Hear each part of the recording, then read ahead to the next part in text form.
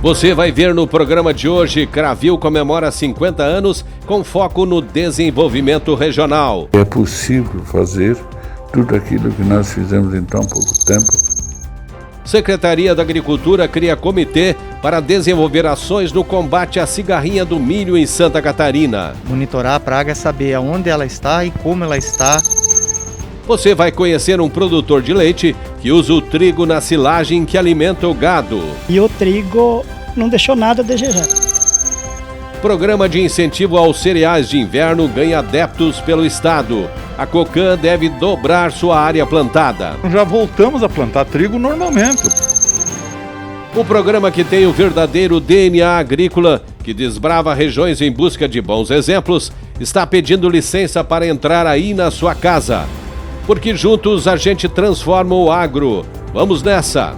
Cooperativismo em Notícia é um oferecimento de Cicobi. Venha conhecer o real valor do nosso tempo. O Sesc, Sescope Santa Catarina. Cooperar é sonhar, produzir e crescer juntos. Sescope Nacional. Somos cooperativismo. Somos Coop. E Fertilizantes Fecoagro, o adubo do cooperativismo catarinense.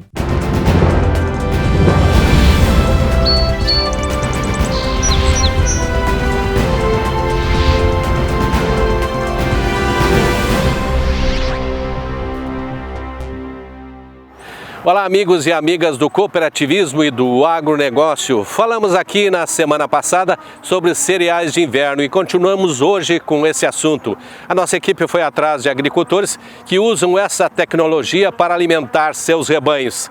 E encontramos no município de Vargião, oeste do estado, um agricultor que usa o trigo na produção de silagem. Em 3 hectares, ele garante a comida do gado por 5 meses.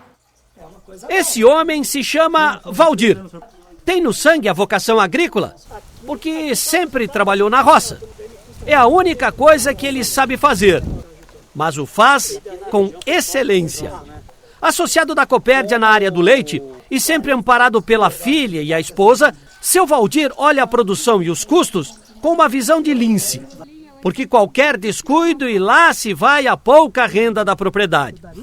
Mas há 3 anos, sob a supervisão técnica da cooperativa e da Ipagre, ele decidiu investir na produção de trigo para silagem.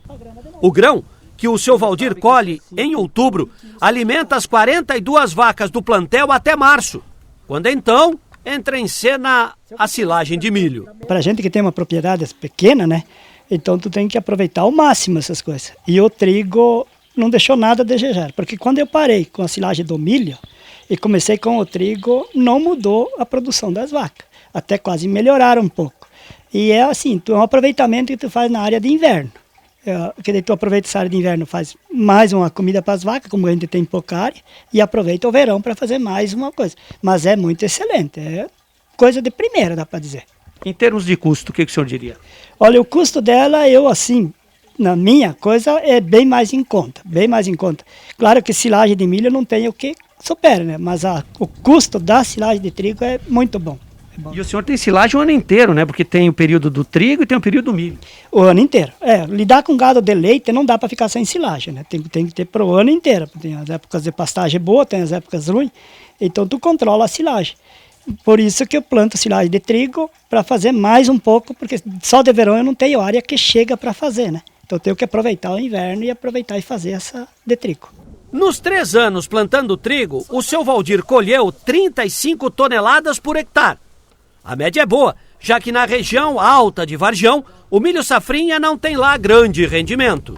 É muito importante porque permite a utilização das áreas que tradicionalmente são usadas no verão para silagem de milho, para os produtores de pecuária leiteira, e agora ela pode ser utilizada no inverno. Então tu pode ter a complementação, a produção de milho no verão, da silagem, utilizando a mesma área no inverno, tu vai ter uma produção de trigo que complementa essas 2 safras. E tu teria 2 safras plenas, né? Isso, a principal vantagem é que você pode abrir mão de fazer 2 safras de milho. Então você pode fazer uma safra de milho no plantio preferencial, seria esse final de setembro, outubro, com potencial mais alto. E aí você faz essa safra cheia e depois faz uma safra de trigo. E a soma dessas 2 produções pode ser muito mais alta do que 2 safras de milho consecutivas. Nutricionalmente, muda muita coisa entre milho e trigo? Sim, existe uma pequena diferença, né? Mas quando você vai falar para silagem, ela é uma complementação da alimentação. Então tu vai ter a pastagem e tu vai ter a ração, que os produtores já administram, e tu vai ter a silagem. Existe uma pequena diferença, mas você pode trabalhar perfeitamente nessa forma. Com a filha Natália estudando zootecnia, o futuro da propriedade parece estar garantido. Afinal, o conhecimento científico dela tem sido importante, em todos os sentidos, mas especialmente nos controles técnicos da granja. Na verdade, antes da gente fazer a silagem de trigo, tinha época em que as vacas ficavam com menos alimento. Sim. Então, a partir do momento que a gente começou a fazer a silagem de trigo, a gente consegue manter a alimentação delas. Quando a gente muda a silagem, a gente muda a formulação da ração para completar, né, o que ela precisa nutricionalmente, e aí consegue manter bem melhor a propriedade. Mas em termos de custo, de usar mais ração, menos ração, não muda muito? Não. Continua praticamente a mesma coisa, há pouca diferença. Para incentivar outros produtores do estado, como o seu Valdir, por exemplo, a Secretaria da Agricultura está criando um programa de incentivo ao plantio de cereais de inverno. Serão 5 milhões que chegam para aumentar a oferta de grãos, especialmente para a produção de ração e de silagem. Nesse primeiro momento, a ideia da Secretaria é utilizar 20 mil hectares como experiência para aí sim, no ano seguinte, formalizar um programa mais extenso e robusto. Subsidiando 50% do valor da semente aos produtores que plantem até 10 hectares. São novos desafios para que o produtor possa ter mais renda na sua propriedade, nós termos mais grãos para a fabricação de ração, e o produtor interessado ele pode procurar a sua cooperativa, a FECOAGRO e a IPAGRE, e assim encaminhar o seu projeto para o plantio de cereais de inverno. Em Campos Novos, onde fica a sede da Cocan, o presidente João Carlos de Domênico está animado com o programa.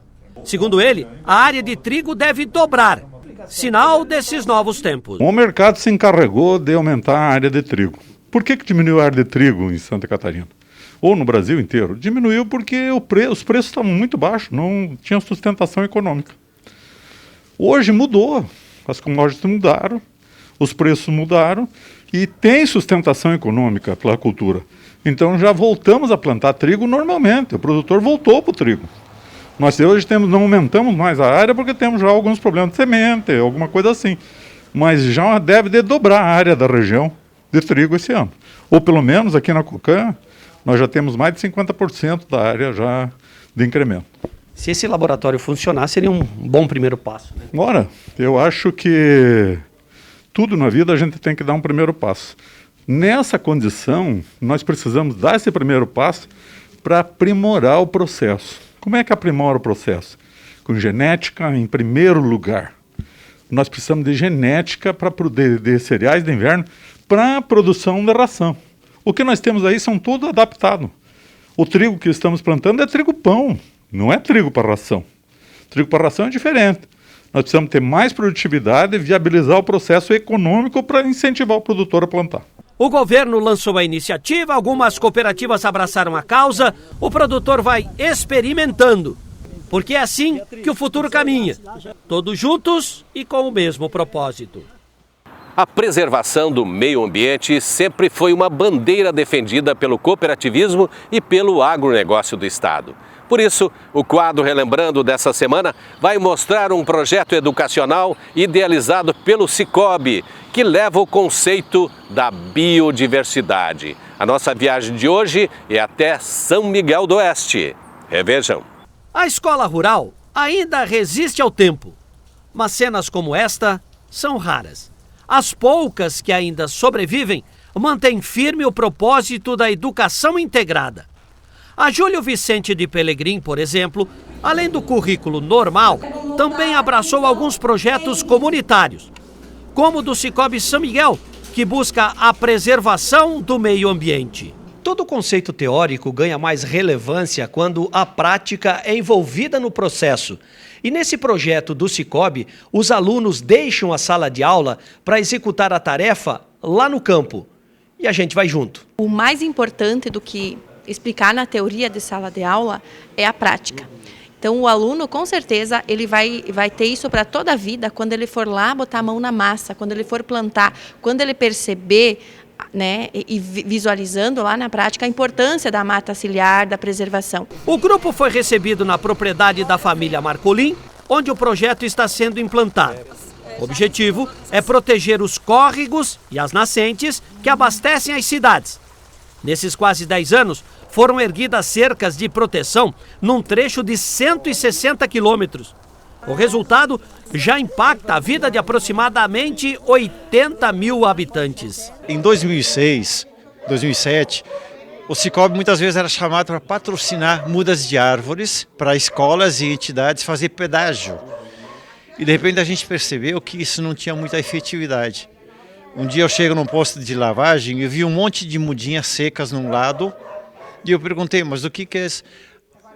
Tinha um pedágio e a meninada da escola foi entregando e as pessoas esqueceram no carro, a mudinha morreu e quando vem lavar, quer dizer, chamou atenção esse fato. E daí nós começamos a sentar lá com o conselho e diretores e pensamos, poxa, mas então isso não faz sentido a gente fazer um pedágio, patrocinar mudas de árvores, se essas mudas não são plantadas. Os produtores que aderiram ao projeto Água é Vida já conseguem perceber a diferença.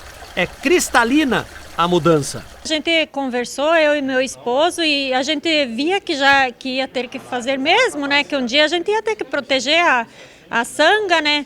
E é um bem que a gente vai deixar para os nossos filhos. Eu acho que a gente só tem a ganhar. Tem ganho? O senhor percebe aí que melhorou? Tem. Até os passarinhos já tá, os tatus já estão voltando. Essa consciência de preservação ganhou também outros atores importantes, como a Epagre, por exemplo.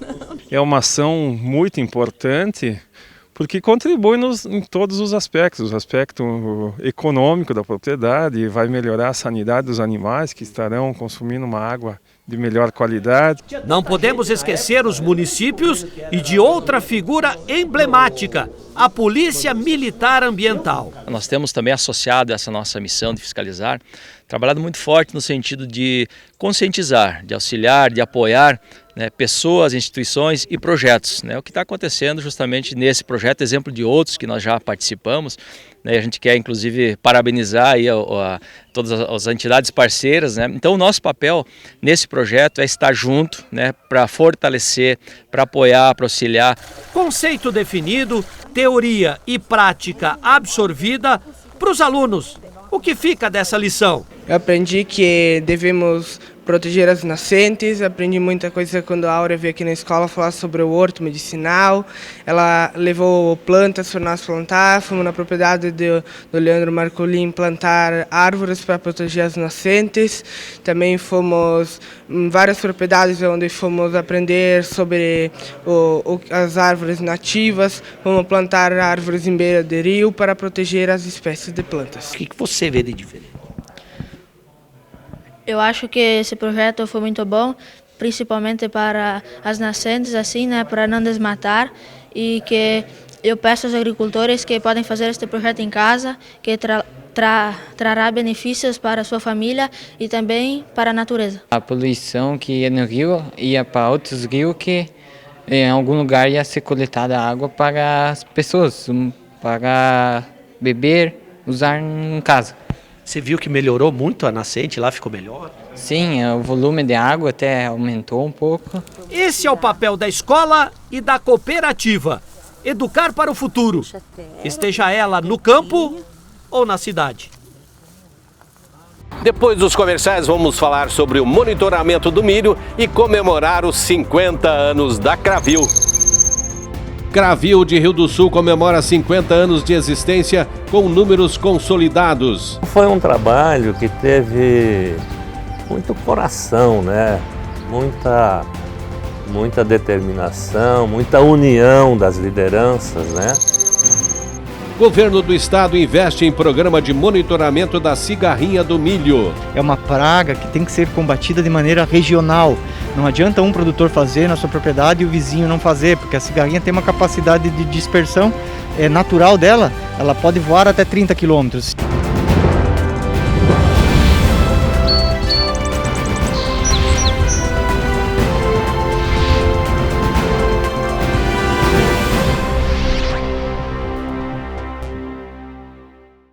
Cooperativismo em Notícia é um oferecimento de Cicobi, OSESC, Sescope Santa Catarina, Sescope Nacional e Fertilizantes Fecoagro. Para quem vive no campo, tem coisas que o tempo não muda. O brilho do orvalho pela manhã, o valor da palavra, as lições que passam de pai para filho. Mas aqui também tem coisas que se transformam. A carroça virou caminhão, tem mais tecnologia no galpão e mais produtividade em toda parte. Cada dia traz algo novo que faz crescer a lavoura, a produção, o rebanho. E o Cicobi faz parte dessa evolução, dando apoio, trazendo solução, transformando a vida do produtor rural, porque também tem raízes nesse chão. É por isso que cooperar com as mudanças no campo e com o crescimento do agronegócio vai ser sempre a nossa maior tradição. Cicobi, somos feitos de valores. Às vezes você nem percebe o quanto o cooperativismo está presente na sua vida. Seja em casa, no trabalho ou em qualquer lugar de Santa Catarina, ele leva desenvolvimento econômico e bem-estar para toda a nossa população. Se você já é parte desse sistema, orgulhe-se disso. E se você ainda não é, procure a cooperativa que mais combina com você. OSESC e Sescope Santa Catarina. Onde tem vida, tem cooperativismo. O agronegócio catarinense responde por 30% do PIB e por 70% das exportações. Garante o trabalho e renda para mais de 20 mil produtores de aves e suínos e mais de 60 mil produtores de leite. E os cereais, como fonte de energia, são indispensáveis na produção de rações e sua oferta precisa ser ampliada. Por isso, a Secretaria de Estado da Agricultura está incentivando um programa de apoio ao plantio de cereais de inverno, como trigo, triticale e cevada, para a produção de rações. São mais de 20 mil hectares de meta que temos para 2021, subsidiando 50% do valor da semente aos produtores que plantem até 10 hectares. São novos desafios para que o produtor possa ter mais renda na sua propriedade, nós termos mais grãos para a fabricação de ração. Procure mais informações nas cooperativas, nos escritórios da EPAGRE de sua região. Apoio Fecoagro, praticando e estimulando a integração e a intercooperação em Santa Catarina.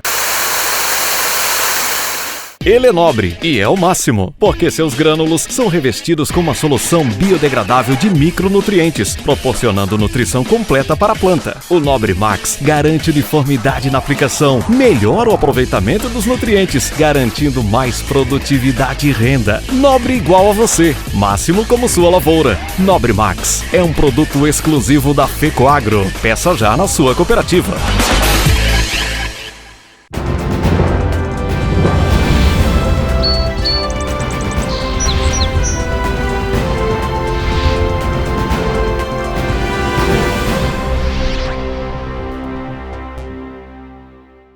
O cenário do milho em Santa Catarina continua sendo de incertezas, porque a produção aumenta na velocidade das exportações e isso tem deixado a cadeia de proteína animal desprotegida.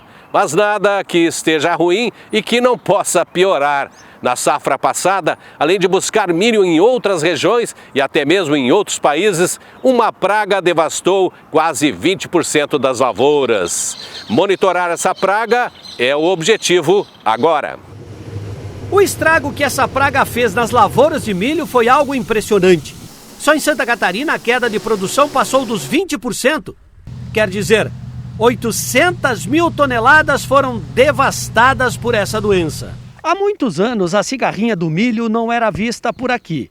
Mas as condições climáticas com seca extrema no ano passado acabaram favorecendo o retorno dela, especialmente pela existência do milho voluntário, também chamado de tigueira.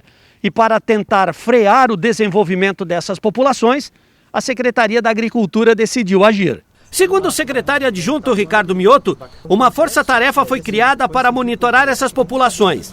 Serão investidos quase R$600 mil na busca de soluções agronômicas que freiem o desenvolvimento dela. Acho que é importante a gente destacar que esse recurso é necessário para que a gente conheça a distribuição da praga. Monitorar a praga é saber aonde ela está e como ela está distribuída no estado, e mais ainda, saber se a cigarrinha é portadora da bactéria que causa o problema do enfesamento. Então essas perguntas precisam ser respondidas, e esse eu diria que é um trabalho inédito, inclusive em nível de Brasil, em se monitorar essa praga no milho dessa maneira que está sendo proposto, uma organização entre a Secretaria, entre a EPAGRE, a SIDASC, as cooperativas, as universidades. Então um trabalho muito amplo para que a gente conheça a distribuição efetiva dessa praga, saber aonde ela está, como está e se está portando a bactéria, para aí a partir disso se construir as melhores estratégias de controle dessa praga aqui no estado. O programa Monitora Milho vai observar 20 pontos em todo o estado. São regiões onde a incidência dessa praga foi maior. A ideia é conscientizar os agricultores em relação ao milho tigueira.